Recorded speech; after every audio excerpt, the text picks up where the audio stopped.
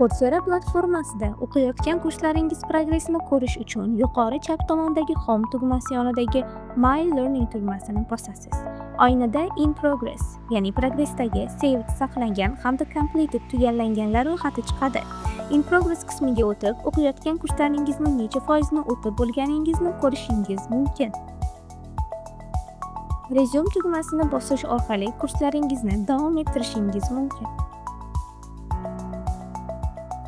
Akkauntingiz yaratilgan vaqtdan boshlab to'liq hisobotni yuklab olish uchun yuqori o'ng burchakdagi Akkauntingiz ustiga bosasiz va menyudan Settingsni tanlaysiz.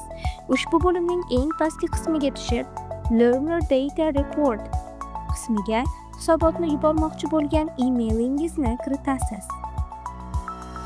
Hisobotni istalgan email manziliga jo'natishingiz mumkin. Shundan so'ng Send Report tugmasini bosasiz. Kichik oynada Yes Send tugmasini bosasiz.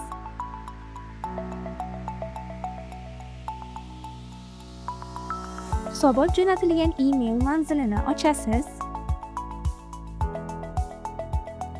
va Courseradan kelgan xabarni topasiz. Xabarda akkauntingiz haqida hamda o'qigan va o'qiyotgan kurslaringiz haqida to'liq ma'lumot beriladi.